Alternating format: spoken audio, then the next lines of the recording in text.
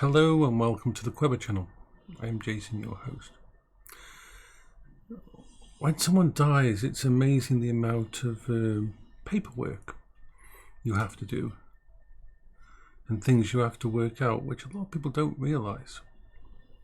But I'm slowly working through it. I'm about 95% over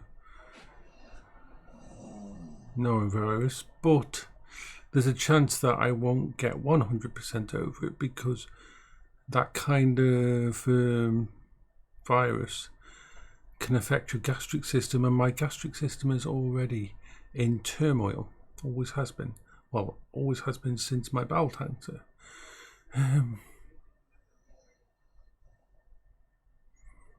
It's funny how I always have to overcorrect myself.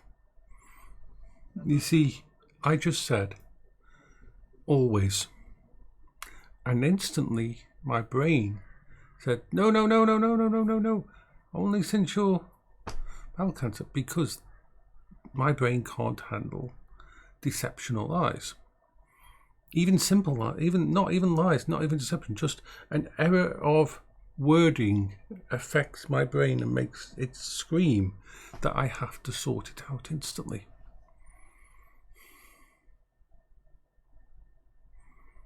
Being honest all the time is a complete and total suckage. It is. Human beings were never meant to be honest. We never were. But for better or worse, that's just how I am. I'm giving all my computers a good clean out, trying to figure out exactly if there's anything that needs to be repaired or replaced.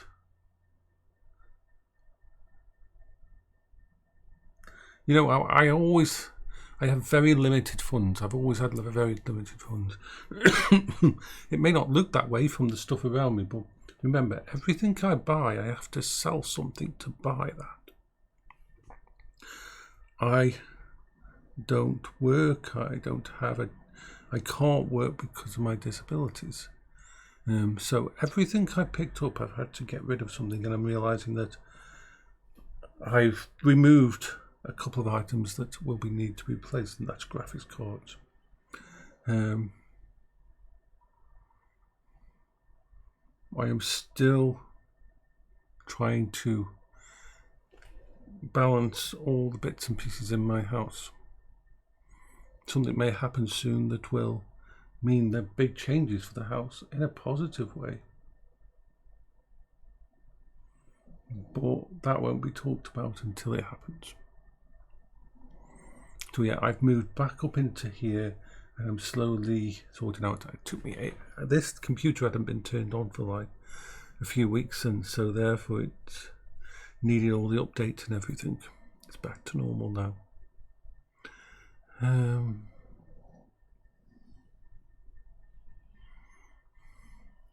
I'll make a sort of small statement about the thing going on now about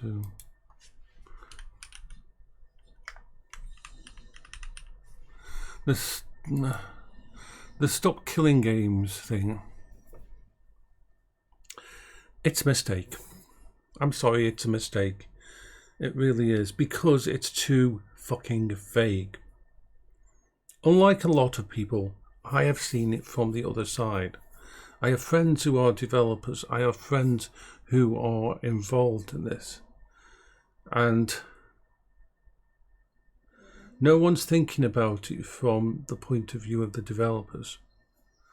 You see, a lot of games, in fact most games these days, most games are built using licenses. No company owns every single piece of code or art or music or trademark or licensed product. They don't in their product. And they don't usually buy infinite time license. That would be a bad idea. Why would you buy that for a game that may last only 2, 3, 4, 5 years?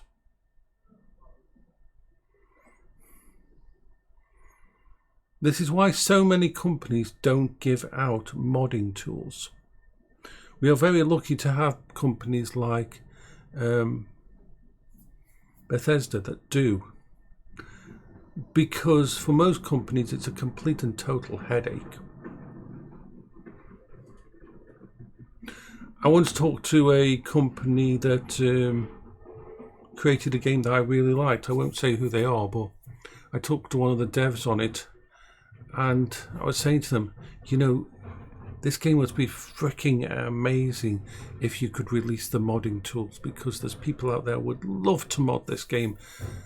And went into a long discussion about it and found out that the engine wasn't built like that. The engine, the modding of the engine, how it works, to put it in a very simplified point, is when they make changes to the level, changes to the animation, changes to anything, it's baked into the code. So what happens is they have a server farm of high computational computers, and basically when everybody's finished their iterations, their work, and that, it gets baked into the actual program,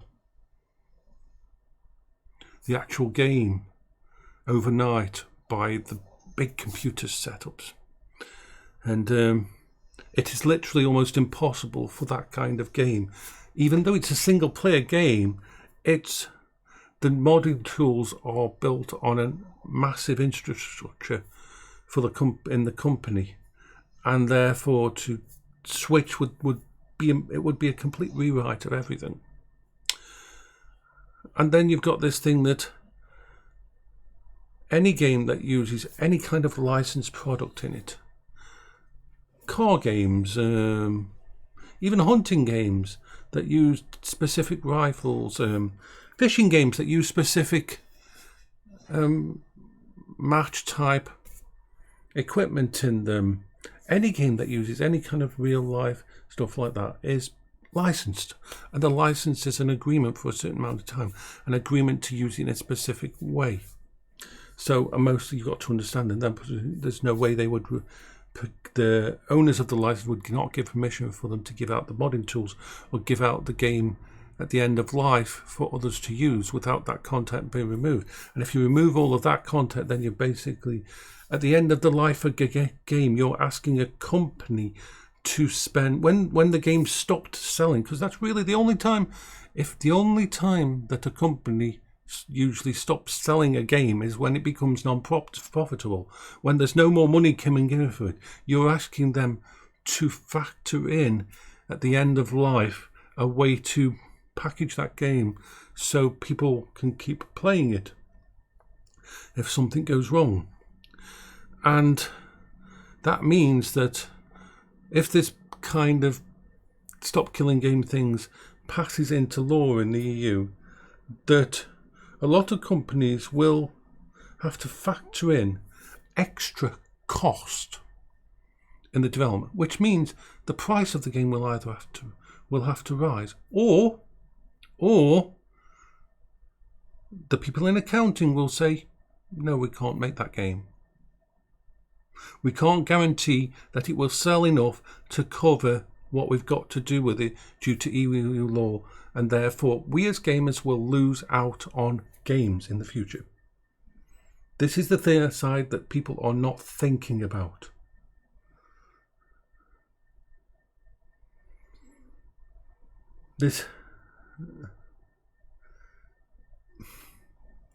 I know we all want to own games.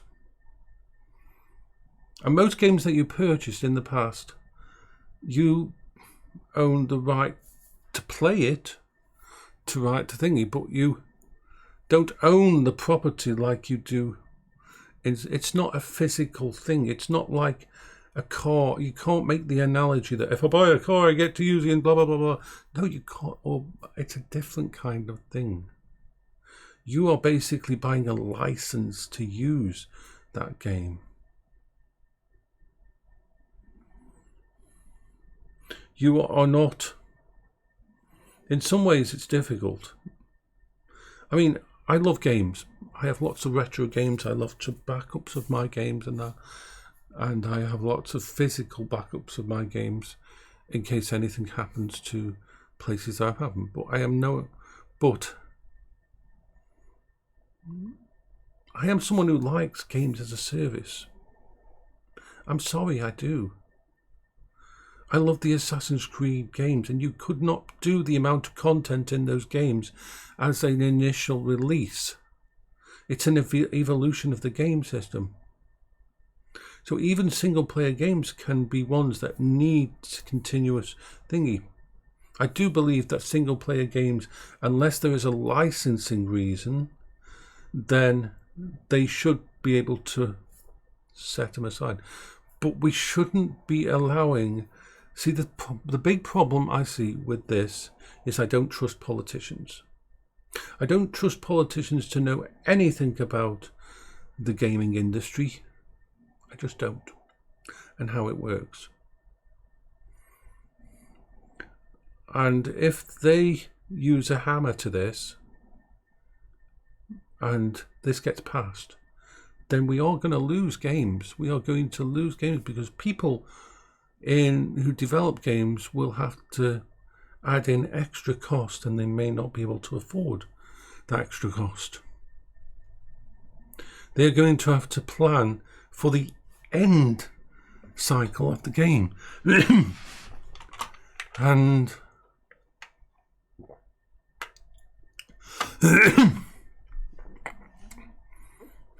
I'm just concerned that people who love games are not thinking about it. They're just thinking about mine, I want, but they're not thinking about the other side.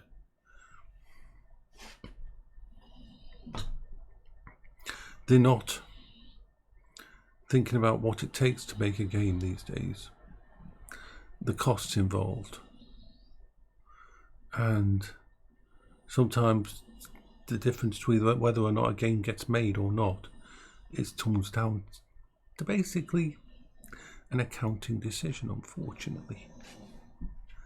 And if you're edging it more towards the cost side, and then think about the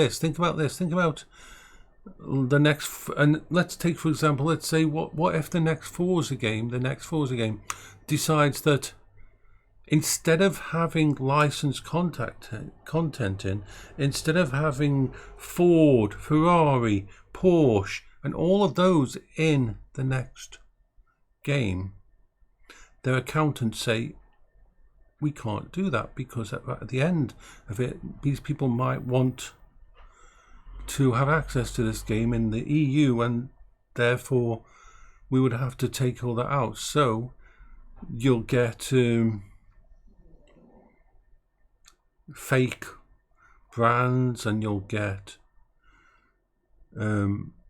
lesser quality, less realistic vehicles in there, and you won't get stuff like the fun stuff like the Lego cars or anything, because that'll be licensed too. Imagine Forza with all the licensed products removed. Forza Horizons, and I love Forza Horizons.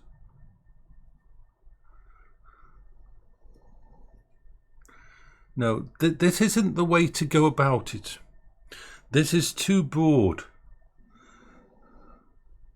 This could hurt the industry in a very, very bad way. Sorry, this is Jason for the Clever Channel. I hope you're all having a good day.